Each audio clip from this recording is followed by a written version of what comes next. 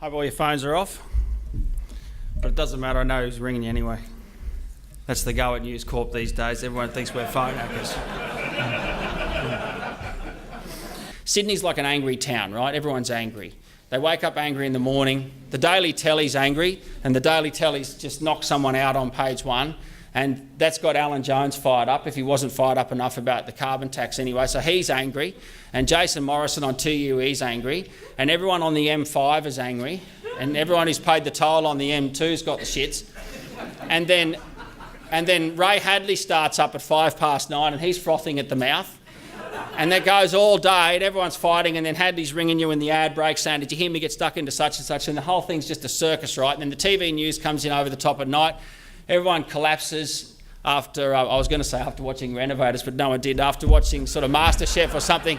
And then they wake up in the morning and the whole thing starts again. So I like to get to Sunday, and I think on Sunday, it is a newspaper. Of course there's got to be news in it, but they need a bit of a breather.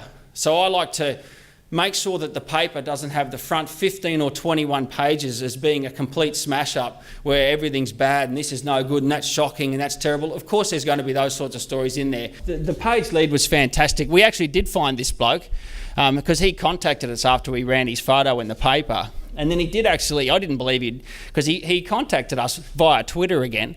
And then he spoke to us. We told the cops this most wanted man in the States ringing us from Vietnam, and he says he's going to come back, and they said, oh, what flight? So we told him the flight, and he did. He came back anyway.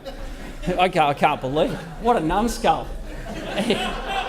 At present, more than 30,000 people have a sponsored, and I have to stress sponsored, subscription to our iPad editions. As a brand, the Sunday Telegraph is stronger than ever, but the profit is still all in paid newspaper circulation. And while healthy, it's basically the same as it was back in 2006. Prominent people in the city who talk to me privately think that maybe the tellies have been too angry at various times over the last 10 years. And that's something that's definitely in our thoughts. It's definitely in mine at the Sunday Telegraph. I think there's absolutely no doubt that we can cause damage to a government. Like combined, the telegraphs.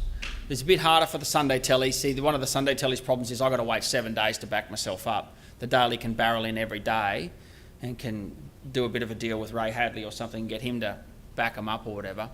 So I think it's hard. I think it's overestimated, the influence we can have, but politicians definitely think that we can.